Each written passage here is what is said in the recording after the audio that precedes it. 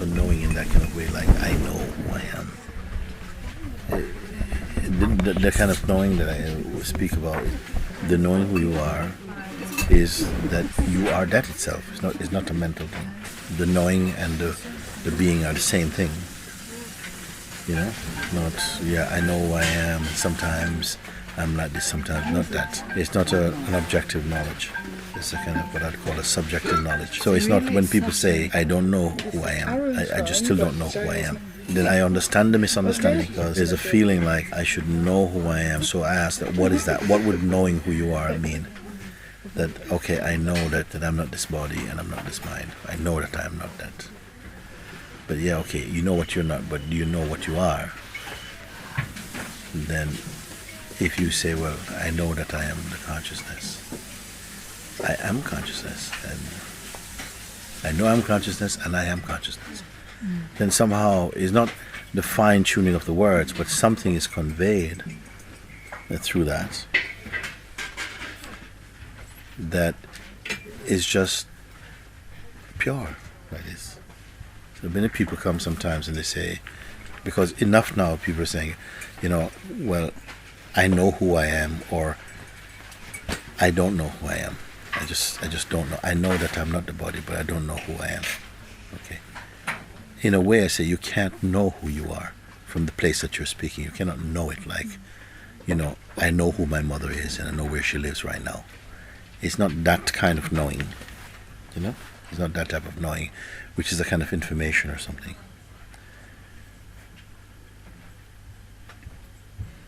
Because even if you say, I know who my mother is, I can show you that you don't. You understand? If somebody says, well, at least I know who my mother is, I can still bring a discussion to you to show you that you don't know who your mother is. You don't know. All you know is your conditioning that says this is mother, and that's what it represents. But who she is, you don't know.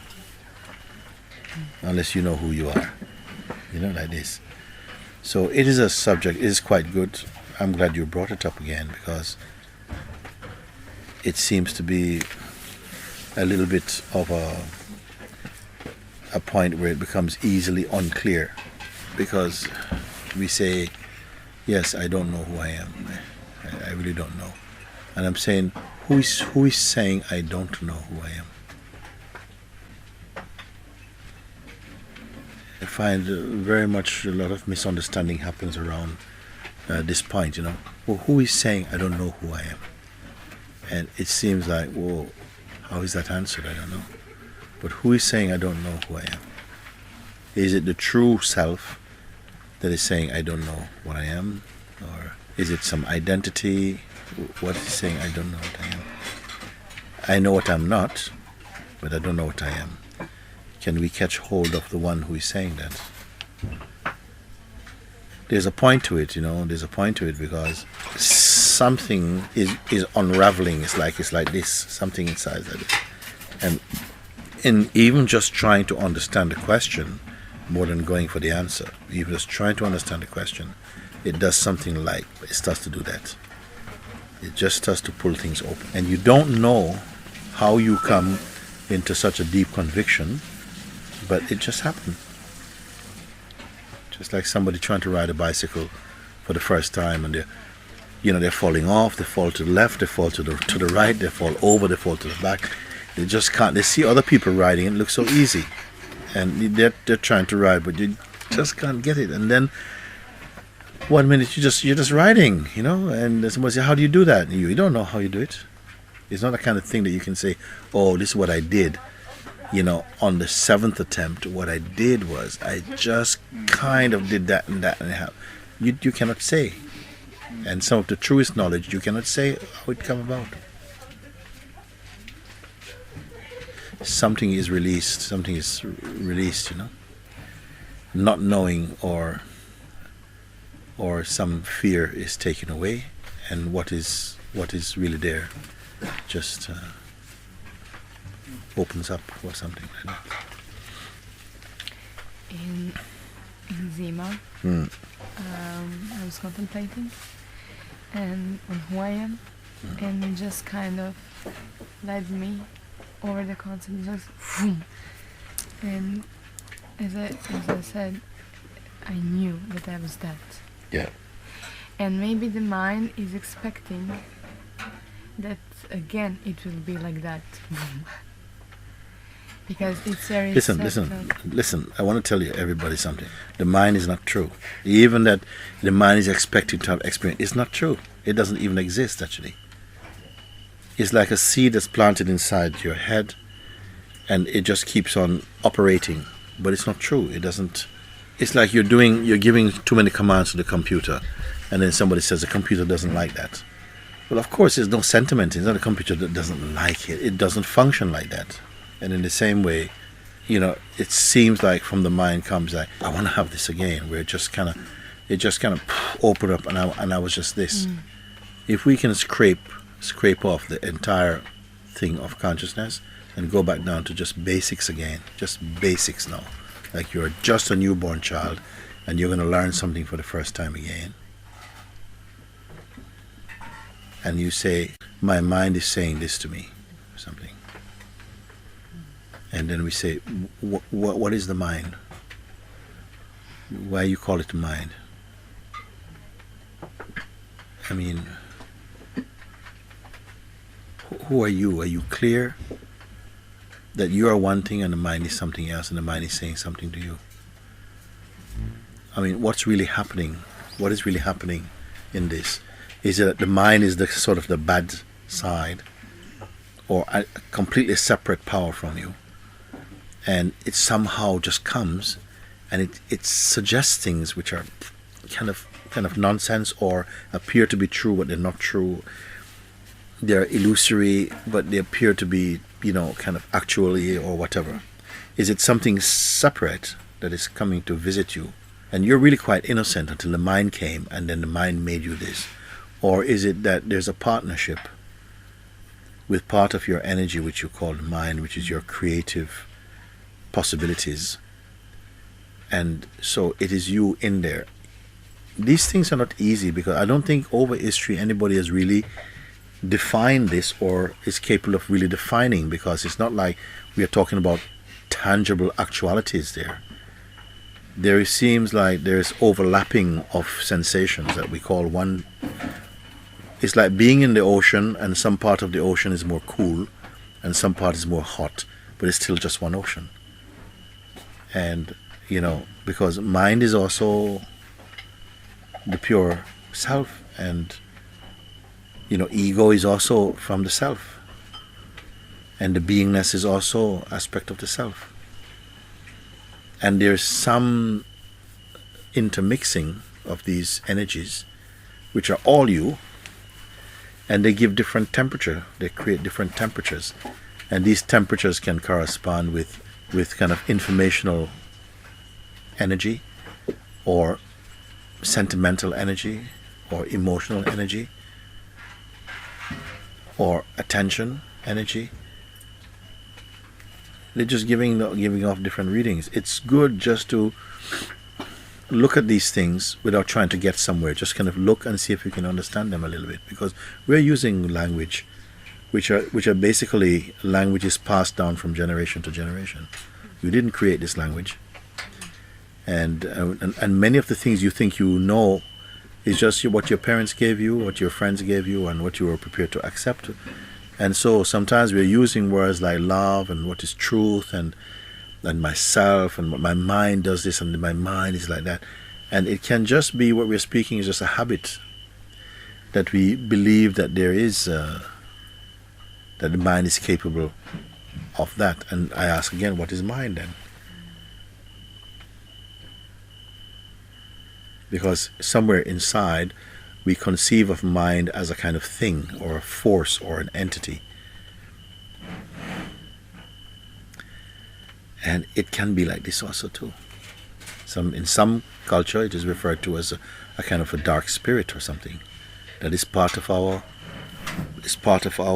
space of being, a potential we have in ourselves.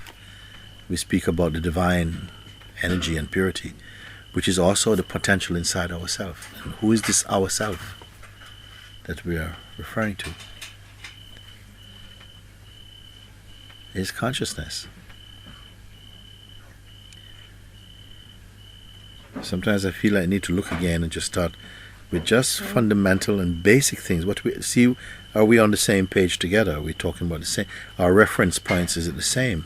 Because what you may be calling a soul, and maybe I'll just call it just really just your idea of yourself. And then sometimes you think, well, no, it's not quite, this is something else. Actually, language is not true. Language itself is not truth. It's just another tool, a facility to somehow interact. Consciousness in its form as duality and manifestation has to interact. And language is a common medium in each culture somehow that you can do with each culture. But, truth is not sealed inside words or concepts. It is good that we talk about these things so that you can keep your consciousness broad, because it wants to shrink down into some narrow little thing. If you could be picked up and shown, enter into the world of concepts and go right into the belly of it and look around, you'd have to come back up completely empty, because it doesn't make sense, actually. You cannot understand this world. You cannot understand this world. You cannot understand yourself in that way. Not conceptually. You cannot figure out anything. You cannot figure out anything. That's why what we do is we accept certain models that we create in our mind and accept that they will work for now. And then with practice and time, they become like truths. But they're not truths. If you start to look into anything, it just opens up into worlds and worlds and worlds and worlds, actually. Not because, but because the human, coming from a human place where you have identity, this is the worst thing for a person to start. Because you can't understand nothing. The trouble is you think you can. When the mind is again, the identity again is united into the self, there's spontaneous knowledge, intuitive knowledge, which is not in any textbook. It's just a kind of knowingness and understanding, a wisdom and an intuition, a sensing that doesn't really require words and, very... it's just knowing it. It's enough. But when you have an ego, you have to transact and interact in the world for benefit and loss and so on. And it's the language caters for that type of interaction. But for real understanding, you have to become empty. You have to become empty. Because anything that you've studied becomes past. All your references come from the past. Only the one who has nothing, who is not containing anything at all, is fresh. Everybody comes, you go back to your learned knowledge, it's kind of past, actually. And it's okay for practical things, regular things, of course. Experience how to do things, how to use a washing machine and stuff. This is, practical things. But that's not high knowledge. That's just to get along, how to tie your shoelaces. Yeah, you have to learn something. But to find out what this magnificent universe is and who you are, you cannot go into old knowledge, tired knowledge, somebody else's knowledge. You have to find something that is always fresh.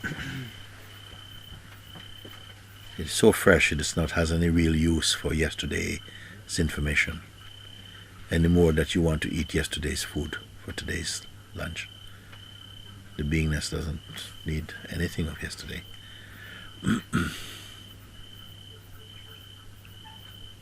In that way. No matter what people say, how much they study, how much they think they know, they cannot be compared with one who is completely empty. Because emptiness is not dullness, and it's not ignorance. It's not even wisdom. It's just purity. Out of that emptiness can spring anything. Everything is just in the moment, fresh. If it needs it, and yet there's no attachment even to that. So the encouragement, if a satsang will guide you, it will only be, again, to take out your noise, so to be empty, and then see if it's not true. You don't waste your life speculating, imagining, and trying to fulfill projections or something. There's absolutely no need. Then what do you do? I don't know what you do. I would not be concerned with this question, what you do. It's such a foolish question. Just you are, and this, the vastness of that understanding. There's no intention to do or not to do. That alone is spontaneity. That alone is spontaneity. But these words only come alive in you when somehow you allow them to show you and to empty you. You allow that. And even to come to this place where there's an allowance, a willingness, an openness, a yesness to be free from our own attachment to our own projections. Even that already is a mighty step, and few make it. Few make it.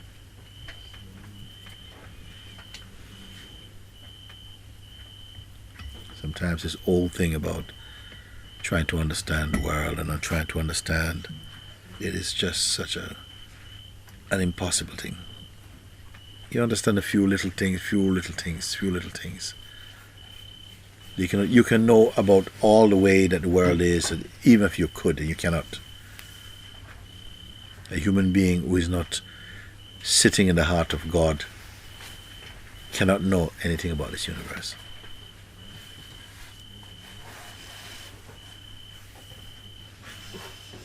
Because God's voice to you is, you could study me forever and you'll never know me. But if you love me, I am yours. You try and study, you don't know anything at all. We only know what we contrive. But you cannot know things as they are.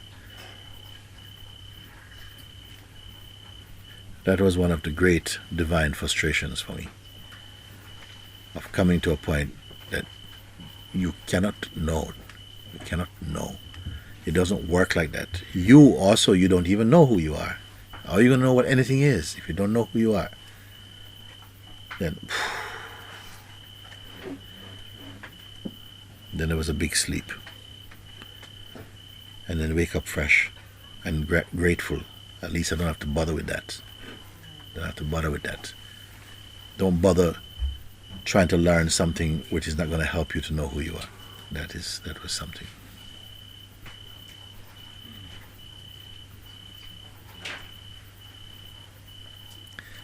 We have an experience of something very beautiful. In that moment, there was no you. That's why it was so beautiful, actually. There was not the whole you.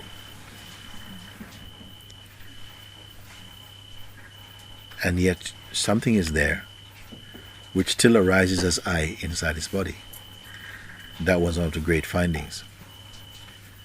The feeling of I is not there in the highest moments of direct and pure experience. The I, me, the personality in person were not there. That's great beauty is there. And where does beauty come from? You will not even ask this question even. You're so one with that. You had a glimpse from that. And then somehow it seems that the mind force comes and it seems to cover that up. But at least you know that you have had an experience where you don't have to say, I don't believe in that. No, you have had the experience, so it is your experience. So you know that exists somehow. Now your quest is to try and see how can I find that again and be stable in that so it doesn't go. That's the quest that happens. Then what happens is that you start to pursue the reoccurring of that experience. Then I tell you, forget about it. You're never going to have the experience in that way, especially looking with your mind. It doesn't need. What that came to do, it's already done it. And that can be different things. It may have really triggered a longing inside you, a desire, an urge which was not there before, to break free. But now, having had the experience, sufficient power, sufficient determination or longing is there. And that is the fuel that will help you to discover the rest, because you cannot just have things given to you. We don't appreciate things that are given to you, actually. Some things that a rich person give their children, and in 5 minutes they throw it in a corner. Maybe a poor person would just want one of the wheels that fall off of that is the aspiration for them. And they'll be a long time more grateful about that than anything, because you've learned to appreciate. This is one of the great gifts of poverty, actually, is that you learn to appreciate and value things. Don't value them too much, but you value them somehow. And that is a kind of a respect that is born towards the earth, towards life, is that you have a value for things. If they come too easy, it's no big deal. It's no big deal. Sometimes that's the way that real knowledge comes also, is that you have been given a taste of something which you cannot buy. You can be the greatest, the wealthiest person in the world. You cannot go and buy that. The poor cannot buy it, the rich cannot buy it. But what happens when that experience comes, it triggers or ignites in you a fire for fuller discovery. That if you only had a mental knowledge of it, you don't have the power. But when you've had the experience of it, then you know it exists and you want more. And that desire must be born inside. An urge for truth, an urge for that love, an urge for freedom, an urge to be free of the tyranny or the hypnosis of egoic thinking. That must come. So that brings us into the sense of search again, without which you just be sitting there sucking your finger and know what you'll be doing. But the urge is there, it fires up, and you want to find that. You may think, yes, I want to find that experience again, but it needn't be that experience. What you're searching for is something of that intensity. You want something of that intensity, of that purity, not a duplicate of that experience in terms of the imagery of it. But you want something that touched you that deeply, something that threw you out of yourself that completely, that only what is pure was left. That's what you are searching for. So the idea of looking to have that experience the way it felt at the time is not the thing. But the real thing was that it's not that you thought of a certain person and they came and you were filled with this joy that wouldn't go away. Whatever you desire seemed to come, but maybe you don't have desire in that moment. It's not a desiring moment. It's a moment almost free for the first time of any desire, where you were just content to be. Something that your mind seemed to not want to allow you to feel, content just to be. It wants to put something in your hand. It wants to give you a toy, or to give you a promise, or to give you some projection, to say, when you get this, you'll be happy. And you never reach what you project. It will never tell you, listen, you don't need any of what I give you to be happy. The mind will never tell you, look, you don't need nothing from me, I tell you. Okay? You are fine by yourself. The mind is not going to tell you that. It's going to tell you, listen, come with me, babe. Around the corner, up the hill, just over the rainbow, we'll get there. It will not tell you, the mind, for a while you are in the state of duality, and think yourself to be a person. It will not tell you that, listen, you don't need me. It's going to tell you, you need something. You're not good enough, not yet. You're not worthy, not yet. You have to do this and this and this first. It will keep you always pursuing something. Freedom is free, but it's not cheap. You can't put money on the table for it. You can't even put your life on the table for it and just say, okay, I put my life down, now give me freedom. That's total arrogance. In my town when I was growing up, sometimes, in the holidays, we as school kids, I was like maybe 14 then, 15, you look for a summer job, and sometimes it was at the PWD, the Public Works Department or something.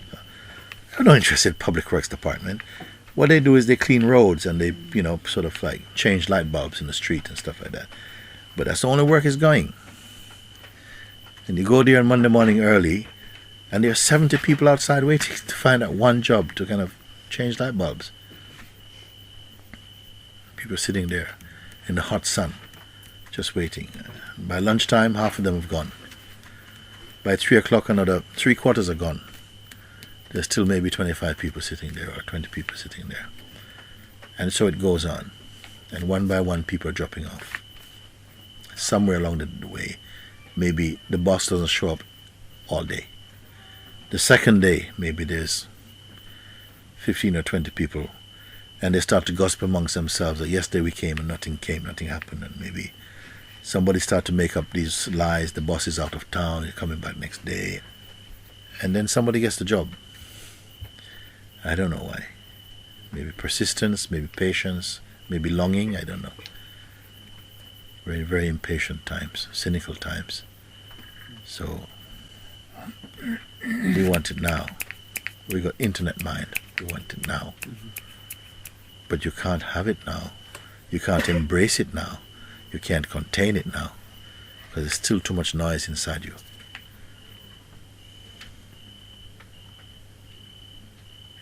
And that will determine how true you are for that. That's all part of it too. Some will say, yeah, that's all I want is this. All I want is this. I don't want anything. I don't want anything else. Okay. You help me to wash up these dishes and stuff? Oh man, I don't like washing dishes, man. It's just chip my nails and everything like that. I don't mind sweeping the floor. Okay, you don't want it. You don't want it.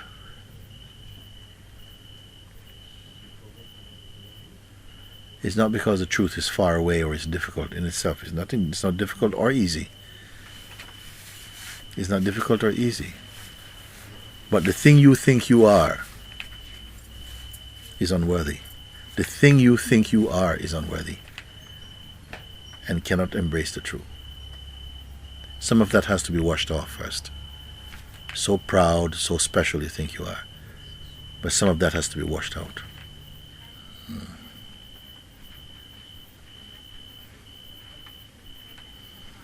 The opportunity here is always to transcend the personal role. Transcend means to not really be living your life in the energy of being only a person or living life personally, perceiving personally, reacting, interacting personally. Because it's a very aggressive state and very tiresome to be a person. As I was saying yesterday, it takes no energy to be the self. It takes a tremendous amount of energy to be a person, because there's so much psychological self-consciousness. The mind seems much more alive, much more virile in the modification of consciousness as a person. The person thing is constantly at it, and it seems difficult for the consciousness to just pop out of the person. It seems so easily sucked back into that pod of being this person and reacting and finding something somebody said really ticked me off, and like really this, and I find this, and it is so claustrophobic. The personal self-indulgence becomes very claustrophobic. And it doesn't take so much to get out of it. What is difficult to get out is to come to the clarity, because always we are feeling that there's something precious or valuable about our personal identity. And so something doesn't want to let go of that. And it's that continuing relationship, let's call it that for now, that consciousness has formed as a portrait of itself, a kind of self-portrait as a person. And that's what I would call affection for the personal identity is what causes the personal identity to perpetuate and to continue like that. And in being in a space like this for some time, some people have been here for quite a time for me, we should be coming out of that clump loads of egoic and personal stuff or noise should fall away. There are times when it is felt, actually. There's times when I'm listening, or sometimes not even listening, but just paying some soft attention to people, and I can feel the maturity somehow. There are times when that is very palpable, you know, a kind of maturity is there. But it wavers, you see. Sometimes it's not there. Sometimes back some stupidities come, and real stupidities. And another time there's this depth. Sometimes there's a profundity.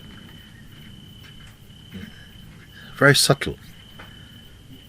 But even in its subtlety, it's a difference between heaven and earth, actually. And I feel that in most of the people who are here, that there are times when you're in that state, and you maybe not even conscious of it. Just a sort of fragrance is there. But again, something swings back in, but it's just a question of how much time is spent in that lower state, I would say. And then how quickly it becomes suffocating. And you are forced to rise again you have to stay into a higher state of consciousness. And it does take time. It takes time because, I don't know, we can say that we have been absorbing so much negative personal conditioning, personal habits, and so on. And that's maybe been going on for life. Some people have lifetimes, hundreds of lifetimes. We have been in the modification of being persons, being in the self-portrait, in the identity of being a person. So this is why the sages were always so patient, because they say, but it's a long time in terms of human time. But in terms of divine time, it's nothing at all, actually. It's nothing. In one way, it's nothing at all. In fact, it doesn't even exist. But how does it correlate the dream world as is perceived through clear eyes? You know, how does it correlate that there's this life that feels so tangible, that we all seem to be moving in the same time zone, energy field of human existence, interacting on the basis of personhood and so on? How can we say that this is a dream? Well, it's better we don't say,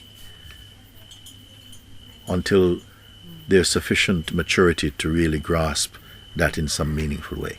Otherwise, it just becomes a kind of spiritual cliche. It has no power of its own. It has to begin to touch a deeper place than your brain, that you can sense, you know, just sense it. You don't have to work anything out, but just sense that, you know, wait, you know, this is here also, this is here, you know.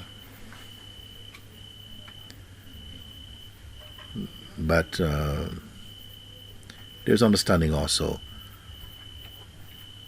that we're in the fever state of being a person. And this fever state, it seems universal and really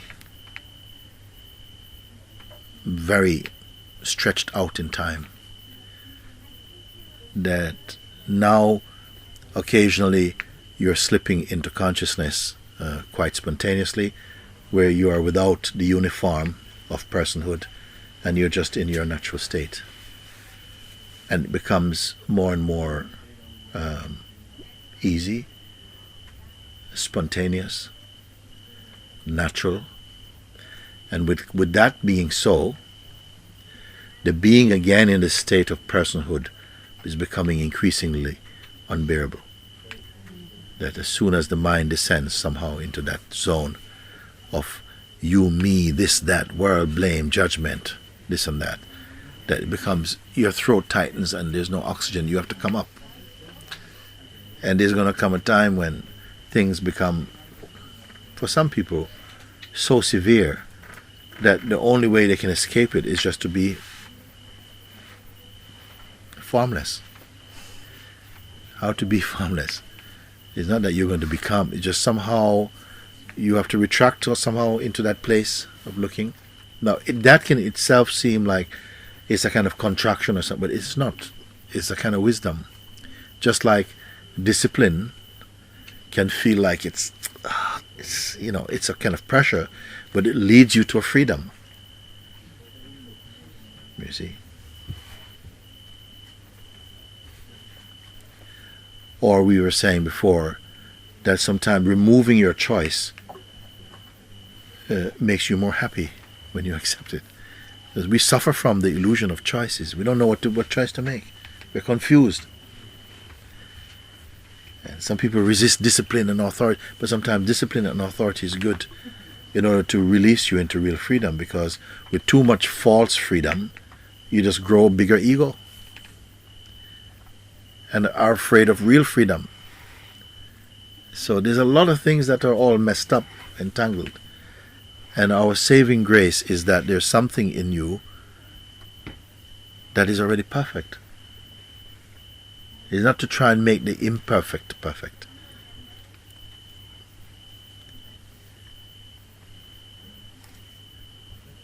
But to discover what is perfect, how are you going to do that if you don't even know what is perfect?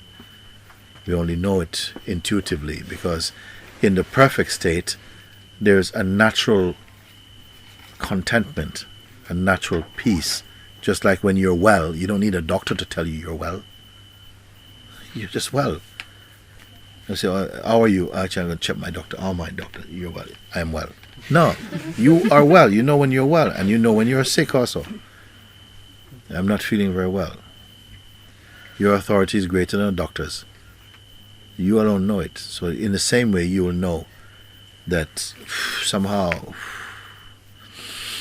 I can't say what I am, or even really, I don't know if I have the energy to say what I'm not. Maybe I'm nothing at all. This feels like my most comfortable place. I am nothing, I am nothing at all. But somehow I am supremely happy.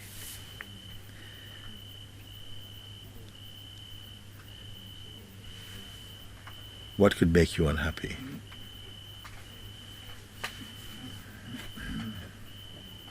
I don't know.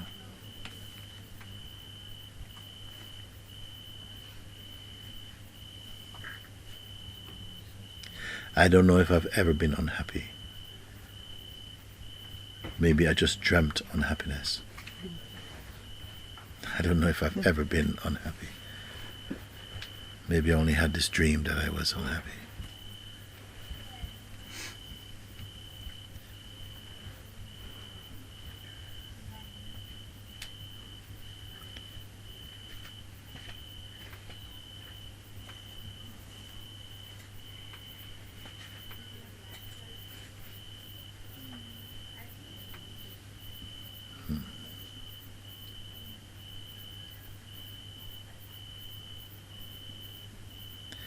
If it came a time and you were approached and say, look, in 5 minutes you have to be completely empty, because all of this is going to burn down and you're going to burn with it. In 5 minutes you must drop everything and be completely empty, like MooJi showed you. Only amongst you who are here I can say that that's a fair deal. I could not go and say to people out anywhere, look, in 5 minutes you must drop your identity or you're going to burn or something. There's nothing they could do about it, but there's something you can do about it. Because you have given time, you must have given time and energy and focus and contemplation to these things to make your inner being ready and available for such an invitation or a challenge. Yeah, to drop it. 5 minutes is a tremendous amount of time, actually.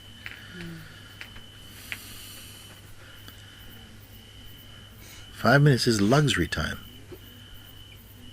In an instant, you should be able to drop your link to delusion. The challenge would be, can you drop it without effort?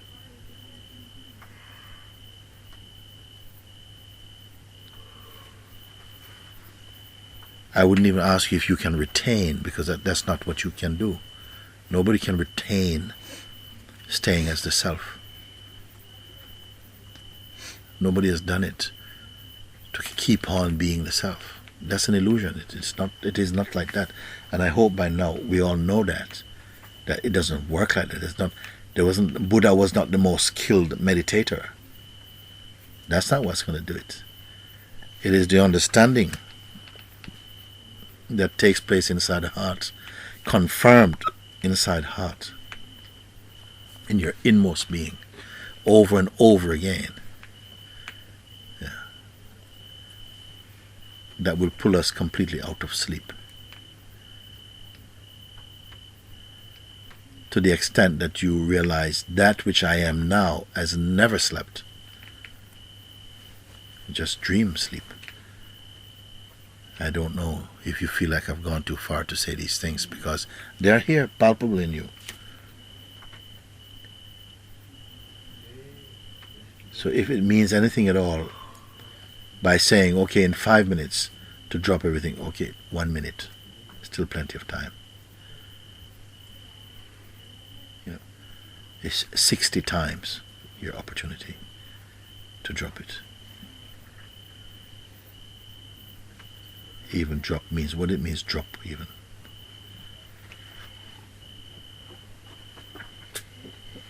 It is only a question of where you place your attention and what confirms this. And whether when you drop your attention towards an object or some desire, some aspiration, you find that which is without aspiration, and that you don't find that and remain the finder of it, but that you are that, confirmed as that. This is the place where the work, if you want to say work, of contemplation becomes very powerful, that we must sit with this. Even for a minute, to contemplate intensely for 1 minute may be enough for many people. To confirm, to burn what is not true, without lighting a fire, to burn what is not true, and to remain awake as the naked self. So,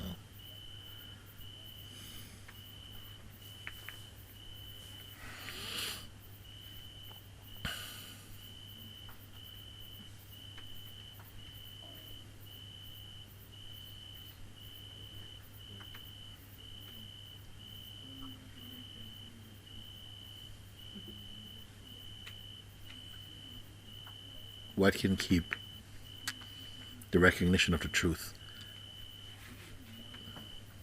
so long? What can keep it like that? Except that we are investing in two different places.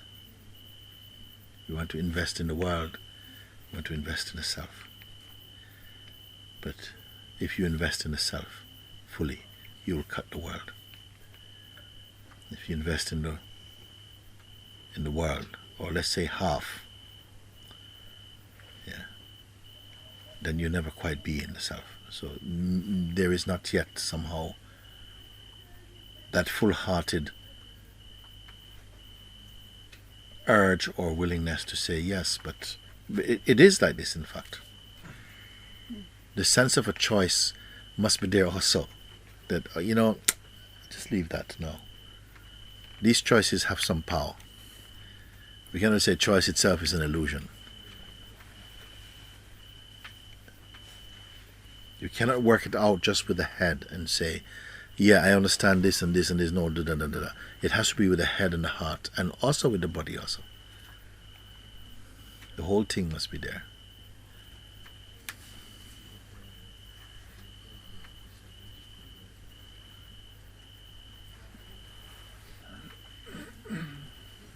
And listening or speaking like this should not leave you with a sense of something I must do. It should be washing straight away. You're looking, washing straight away to see, yes, that was just nonsense. That's not really needed. That's not necessary to keep giving attention to this, and feeling the space of what is here. The space of what is here. But nothing is wrong with work. Work also is the evidence of love in action. Work is going to be there too. But it will not be strenuous, because you won't be there to take ownership of that. So the work is your satsang also. Work is your reality also, if and when it arises. Words speaking even like this, they are inadequate, actually. They cannot entirely convey, but they can do their part.